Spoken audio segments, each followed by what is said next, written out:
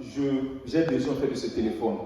Qu'est-ce que je vais faire? Je vais demander à Samuel. Comme on a vu, demander, c'est une action de faire savoir que l'on désire obtenir quelque chose.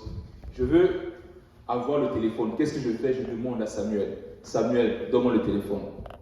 Bon, Samuel me donne le téléphone. Maintenant, on prend un autre exemple. Samuel ne veut pas me donner le téléphone. Je dis, Samuel, donne-moi le téléphone. Non, ne donne pas. Donne-moi le téléphone. Donne-moi le téléphone. Donne-moi le téléphone. Qu'est-ce que j'ai fait? J'ai insisté. Amen. J'ai demandé pour la première fois, il a dit non. Mais vu que j'ai besoin de ce téléphone, j'ai insisté. J'ai dit, Samuel, donne-moi le téléphone une fois, donne-moi deux fois, donne-moi trois fois. Vu que j'ai insisté, qu'est-ce que Samuel a fait? Il m'a finalement donné le téléphone. Amen. Merci. Il m'a finalement donné le téléphone. Donc, c'est ce que le Seigneur nous enseigne ici. Nous devons demander avec insistance. Nous devons prier avec insistance.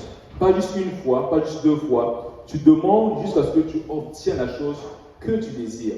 Donc, demander, c'est une action de faire savoir que l'on désire obtenir quelque chose. Amen. C'est pour ça que nous devons prier avec insistance. Nous devons prier avec persistance. Vous savez, les enfants comprennent très bien ce concept de demander. Quand tu promets quelque chose à un enfant, il faut le réaliser.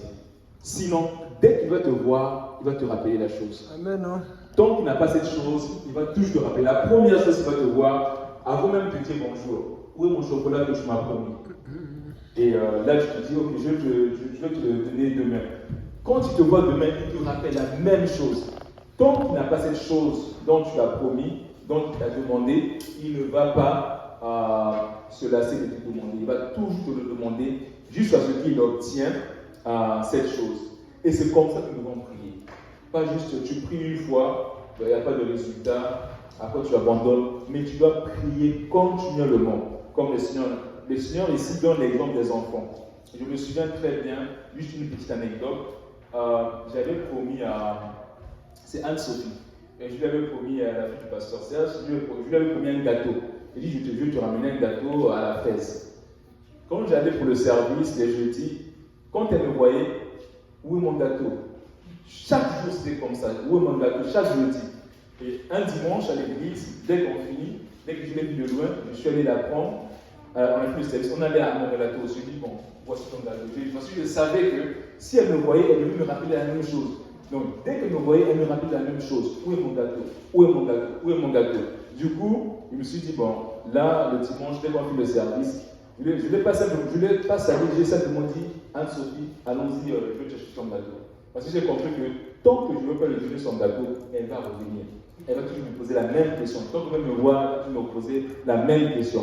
C'est pour cela que le Seigneur ici, il prend l'exemple des enfants. Il dit, comment? Il dit ici,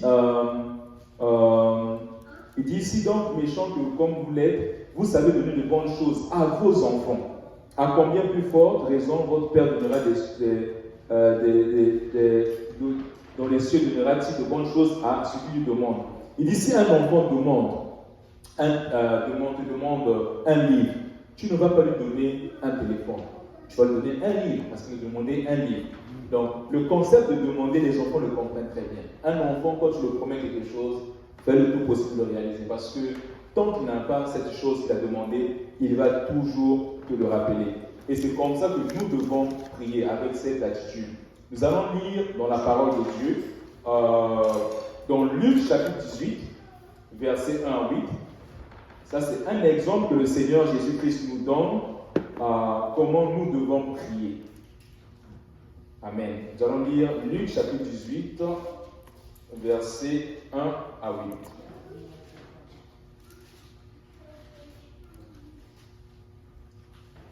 Jésus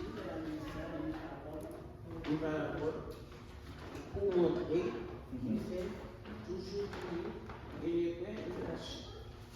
Il dit, il y avait dans une ville un juge qui ne craignait point Dieu et qui n'avait d'égard pour personne.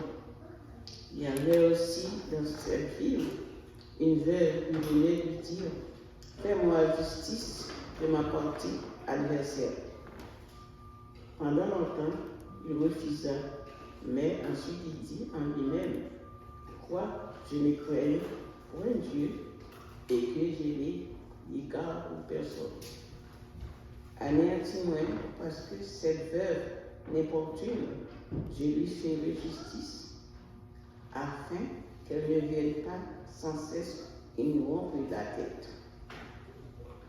Le Seigneur ajouta, entendez ce que dit le juge inique, et Dieu ne fera-t-il pas justice à ses élus qui crient à lui jour et nuit, et t'avera-t-il à leurs égards? Je vous le dis, il leur fera promptement justice. Mais quand le Fils de l'homme viendra, trouvera-t-il la foi sur la terre? Amen. Amen. Merci beaucoup, sœur.